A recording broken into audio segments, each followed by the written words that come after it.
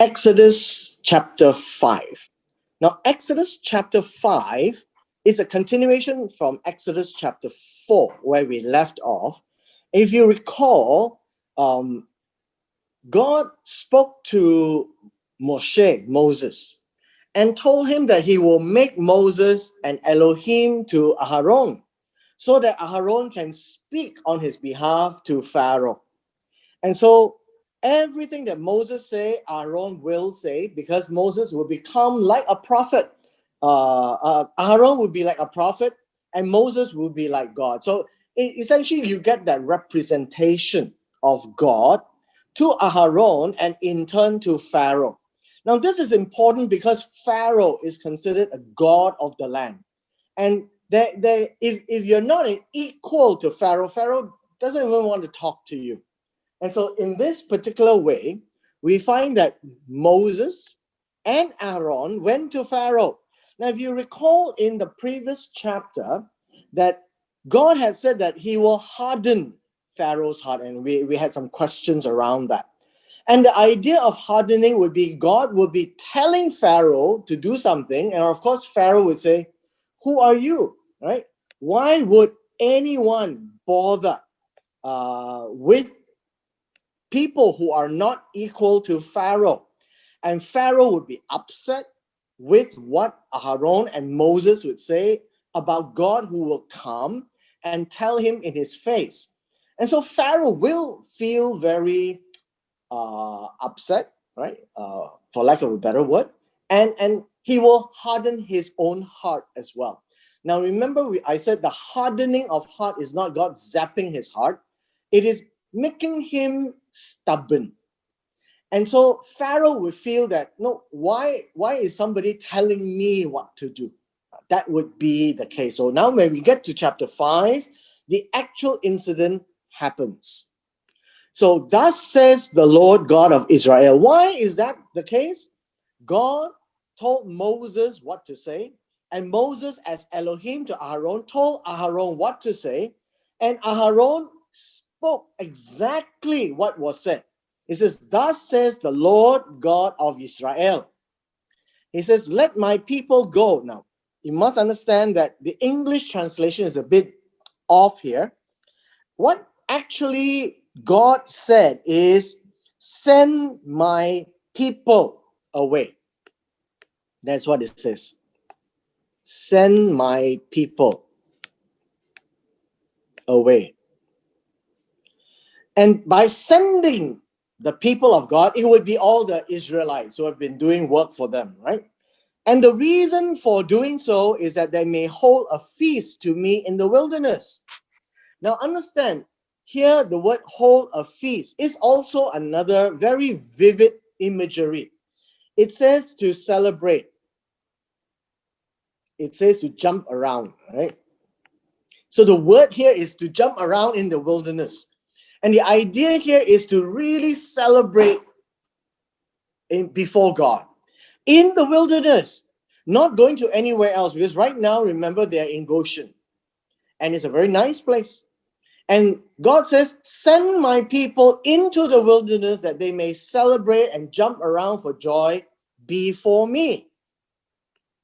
Now, verse 2 says, Pharaoh says, who is Jehovah? That I. So you notice it's between Jehovah and Pharaoh, not Moses and Aaron, because they are representative of Jehovah. Who is Jehovah that I should obey his voice and let Israel go? Now you need to know, this is the idea. The word obey, you remember, always in the Bible, there is no word called obey, it's always hear. Why should I, Pharaoh, hear the voice of Jehovah and to let Israel go, or to send Israel away?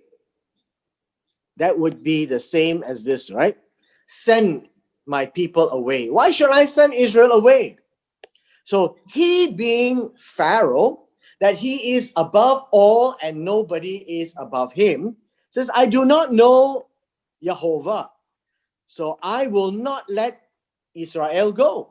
Since I don't know who is this Jehovah, why should I listen to him to send Israel away? Now the reply from Moses and Aharon said, the God of the Hebrews has met with us. Now you remember in chapter 4 and chapter 3, first God met with Moses at the burning bush. Then God met with Aharon to tell him to go and meet with Moses in the wilderness on the way to Egypt. And it says the God of the Hebrews. Why Hebrews? Why not Israel? Because the Israelites, the children of Israel, the people of God, are Hebrews, the descendants of Eber. Right? We would see this in Genesis chapter 10. One of the descendants of Shem is Eber, the people who crossed the river, and the river would be Euphrates, and entered into this land. And these are the Hebrews. That's why we call them Hebrews. And it says, please let us go 3 days. That's all we ask for. 3 days journey into the wilderness. Right? And this one says, let me walk 3 days into the wilderness, and there we will slaughter a sacrifice to the Lord our God. Now remember, every time you see the word sacrifice, it is about slaughtering an animal and burning it and offering it to God. So he says, let us do this, otherwise God will put upon us pestilence. Pestilence would be plagues. Okay, plagues. Or with the sword, that they might be killed by the sword. And so God told Israel to do that, and now asked for Pharaoh to do the same and let them go. And that's only for 3 days into the desert, and then they could offer sacrifices to God and celebrate and jump around, right?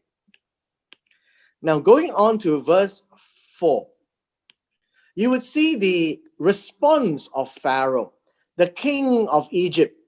That's Pharaoh, right? So we have words in the Bible that replaces each other as it goes along. And so you find that the king of the Egypt, Pharaoh, said, Moses and Aharon. Notice it's always Moses and Aharon. Why? Because the two of them would go to see Pharaoh. Moses as Elohim to Aharon, and Aharon the mouthpiece for Moses. It says, why do you take the people from their work? Remember, at this point in time, the Israelites are oppressed.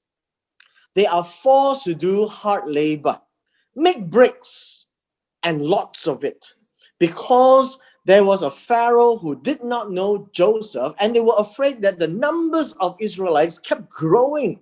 And so remember in chapter 1 that males have to be killed, and so on and so forth. And so now it is at a time where they are very oppressed, and Pharaoh says, get lost. Well, not in so many words, go back and do your work. And the Pharaoh said, look, the people of the land are many now. These are the Israelites. And you make them rest from their labor. They are supposed to go and do labor so that they are kept busy and they will not overthrow the Pharaoh. So that is the case that is happening at that point in time. Verse 6, the same day, that very day that Moshe and Aharon, or Moses and Aaron, went to speak to Pharaoh, Pharaoh immediately instructed the taskmaster of the people and their officers, saying, you shall no longer give the people straw to make bricks as before. Let them go and find their own straw, but the quota remains the same. Right? You shall not reduce it. for they are idle. Now, this is an important word. In verse 8, it says they are idle. They are slack, right? They are slack. They are too relaxed, then, so to speak. That's what it means. They are too relaxed. Maybe they have got nothing to do, and now they are disturbing me. And so they are crying out, saying, let us go and sacrifice to our God. That's an excuse. Then let them do more work, okay? And they will labor in it, and we will just ignore them. So that's, in other words, we will ignore the request to sacrifice to God. That's where it is. Now you notice this is Pharaoh hardening his heart. You notice it's not God zapping his heart, but it is God telling him in the face, and Pharaoh is ignoring God, and in return become more stubborn and persecute the people. So the task, what actually happened was exactly what Pharaoh said. The taskmaster went out and spoke to the people. This is what Pharaoh said. Now, when Moses and Aaron went to see Pharaoh, they said, thus says the Lord. Now the taskmasters go to see the people of Israel, says, thus says Pharaoh. Remember the phrase, thus says so and so, means that they are representing that so and so to speak. And so when Moses and Aaron went to see Pharaoh, thus says the Lord, they are saying that I represent Jehovah, the God of the Hebrews, to speak to you. Now the taskmaster and officers went to see the people, thus says Pharaoh, meaning they now represent Pharaoh to give the instruction. I will not give you straw. You go get it yourself. And where you can find, I expect you to still do the same amount of work. So the people were scattered abroad throughout the land to gather stubble instead of straw. Now, verse 12 is important because the word stubble is chaff. All right, chaff. Chaff means this is the remnants of the harvest after the wheat or the barley or whatever they have harvested is cut off. The rest of the stock becomes chaff. The other one is the chaff is after they have crushed the husk. That's the rest remaining of the husk. That's stubble. It's supposed to be blown away and nobody wants it. The straw is hard to find. And so they couldn't make enough. And the taskmaster forced them to hurry, do your work, daily quota, when there was straw. Right? It is important for them to keep doing work. And notice, life is getting harder. So the officers of the children of Israel, Pharaoh's taskmaster, these were beaten and were asked, why have you not fulfilled your task making brick yesterday and today and before? Now, they are not beating the children of Israel, they're beating the officers. The taskmasters is beating the officers. Then the officers of the children of Israel came and cried out with Pharaoh, why are you doing this with your servant? We are also Egyptians. You didn't give straw to your servants, and then you say make brick, and then you beat us. But the fault is yourselves. No straw, no bricks. But this is what Pharaoh said, you are idle. It keeps coming back as an excuse that the Pharaoh used. You are too relaxed.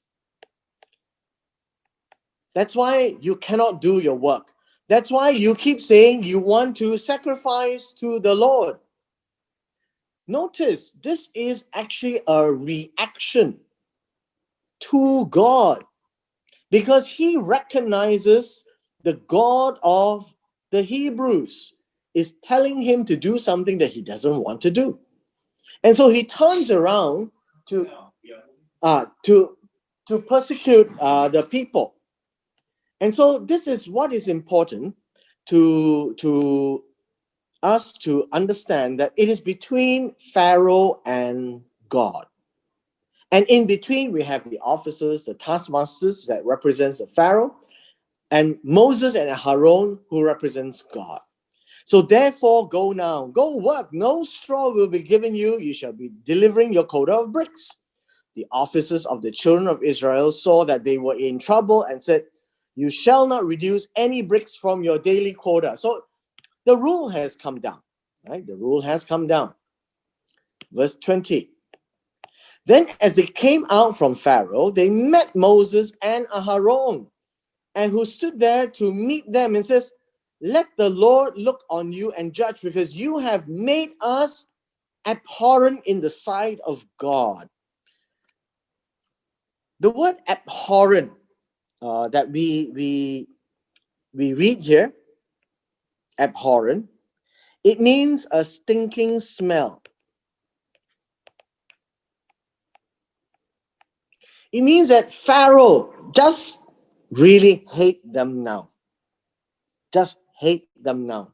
In the eyes of Pharaoh, the Israelites is a stinking scent. It's not tolerable.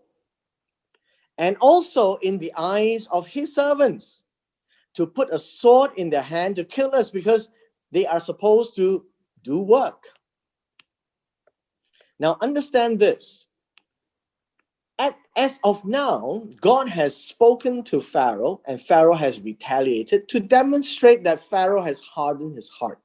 And Pharaoh now knows that this is a challenge between Pharaoh and God. And so Moses returned to God and said, why have you brought trouble on this people? Verse 22. The word trouble is evil. The word trouble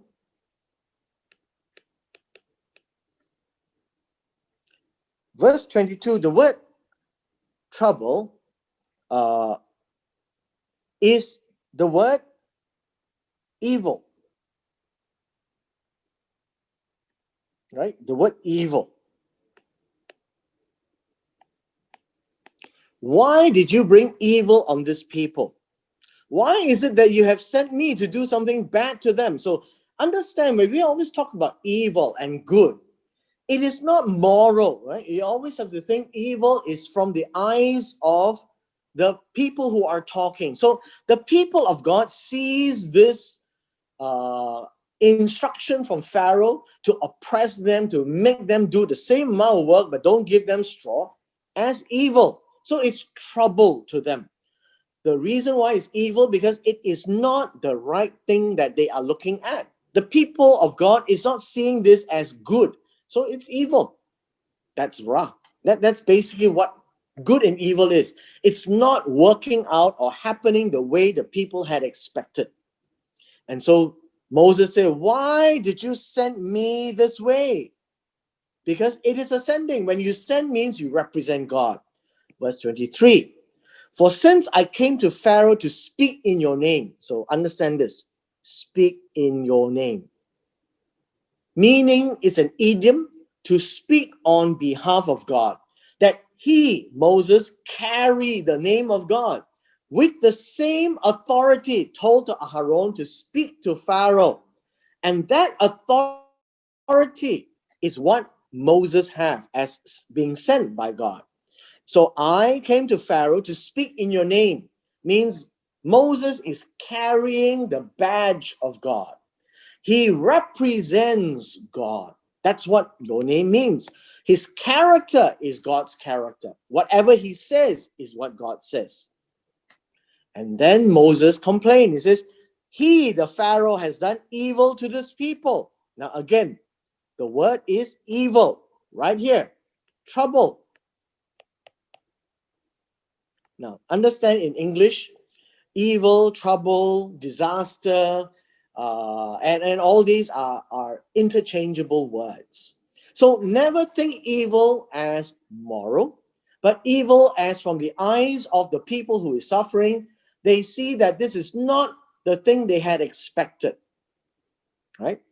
Now, besides that, they are facing this oppression. They have seen that God has not delivered his people. Now, the word deliver is important. The word deliver is to rescue, to save, okay? To take them away. Remember in chapter 1, they were calling out to God. They were under strict persecution. They were forced to do hard labor. So they call out to God, and God heard them. And so now God approached Moses, Moshe, and Aharon, and now they have gone to speak to Pharaoh, and nothing happened. And so now Moses, here that we have read, is speaking to God. So what happened? We are here to speak to Moses, to Pharaoh, to let the people go, send them away. But now in return, things are getting worse. And so Moses said, you have not rescued your people at all. And here we end in chapter 4, giving us a story that is hanging. Now, it's important for us to realize that we are not finished with the story. The narration goes on to chapter 6, and it builds. And I think we need to be very aware that as things progress, we are seeing blow by blow. The first blow is after speaking to Pharaoh, and Pharaoh acknowledging God and ignoring God, has turned to oppress the people even more. And in a way, Moses was disappointed, because instead of letting the people go, the people are now suffering even more. And that was actually what God said, that Pharaoh's heart will be hardened. And that is what being hardened means. He hardened his heart. He was obstinate at God, ignoring God, and in return, oppressed the people of God even more. That is the whole consequence of facing Pharaoh and telling him in the face, and he couldn't take it. That God is greater than him, and Pharaoh says, no, get lost. And so we are reading halfway through the events, and that this turn of events is what is disappointing to Moses. And I'm sure that if we were there, we too would be disappointed, because we expect everything to happen immediately. And so did Moses. But God has his plan. Now, in this story of the Exodus, God has to deal with Pharaoh and all the gods of the land, such that it will come upon a time that they will truly surrender. And Pharaoh is not the kind of person who will surrender just because you said so. Pharaoh will eventually surrender when he sees ultimately the power of God over life. And so we are at the beginning of the 10 plagues. So with this, we end chapter 5. Any questions? Is it true the verse 3, the request of going to the wilderness for 3 days only? Okay, we have a question here. The question is in verse 3. And it says this: the God of the Hebrews has met with us, say, please let us go 3 days journey into the wilderness and sacrifice to the Lord our God. So the question is it true that they only need 3 days? I think not, to be honest. I think not. The reason I think not is because 3 days is merely to tell Pharaoh that it's a short journey, right? But I think we need to bear at the back of our mind that God is not taking them out for a holiday and coming back. And when 3 days is over, they will keep going and they are not coming back. Now, this is the initial engagement with Pharaoh just to be nice to Pharaoh, I guess if you were in a chess game, right, it would be moving the pawn. It's a soft move. So let us go 3 days, it's easy, and Pharaoh says, get lost. Right? So this is the beginning of that chess game that's happening. I really don't think it's 3 days, because we can read that it's actually quite a number of days before they get to Mount Sinai. So making of bricks is using straw plus mud, isn't it? Yes. The making of bricks, the question is, making of bricks is using straw and the clay of the ground. I think we could refer back to Genesis chapter 9, right? The Tower of Babel, how they were making bricks and making buildings. So that would be the ancient way of brick making. And they must be building something there. And they kept the children of Israel really busy. So without the straw, that means they have to go and look for the straw. Yes, they have to look for the straw. So it takes more time to look for the straw, and still they have to produce the same amount of work. So I guess you could see from the words that Pharaoh had was, if your God is telling me to let you go, let me tell you what I'm telling your God. You suffer more because I ignore your God. That is a demonstration of hardening of heart. Okay? All right. So I will see you next week, and we will go and continue chapter 6. Okay. All right. Thank you, Thank you, Pastor. Pastor.